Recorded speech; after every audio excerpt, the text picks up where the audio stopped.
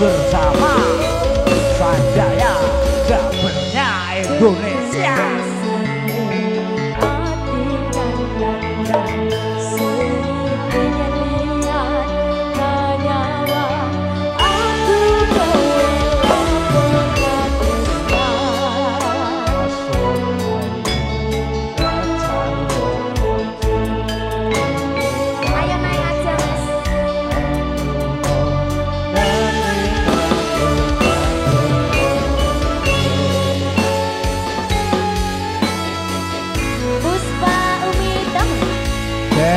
Bagus Pukil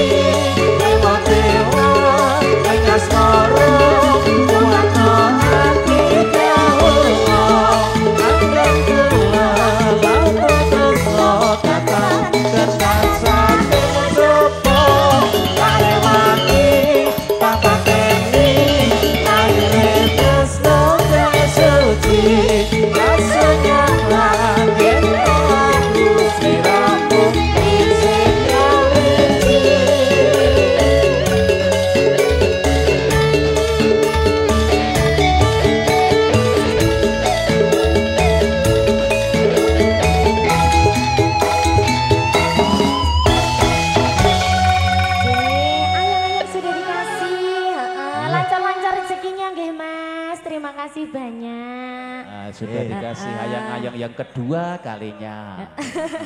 Moga-moga engko meneh. Biasa niki engko ana kancane, Pak. Heeh. Sing tenang to.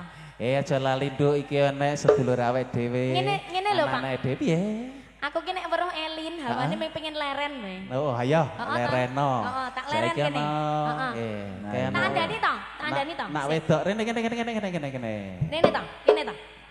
Alah, Jan. Alah kene cahayu. Rombokne wong ngono. Alah. Kok ora iso ngadeke piye? Tak teke apa piye? Ilah, maksudnya ki nak ya digandeng ben ngadeg ngono lho. Iya, digandeng ben ngadeg. Ayo to. Aku ki nek weruh kowe hawane pengen leren nih. Ya. Wes, iki tak cekli. Kowe nak kulino nyekeli sik kok ngene iki to. Kowe yang duwe ta? Hah? Kowe yang duwe ta? Iki. Saiki ra duwe saiki. Kita punya 2, yang lain nggak ada. Ada ya. Ini loh maksudnya. Nggone beda, Lin. Mbak Rizka, ini acara apa ya Mbak Rizka? Acaranya pentas fasilitasi seni budaya. Wah, keren sekali ya Mbak Rizka ya. Keren sekali, jelas keren sekali. Ini dari Dinas Kebudayaan Kabupaten Kulon Progo. Terima kasih banyak. Pokoknya rame bengi iki. Lo rame banget lo Lin lo.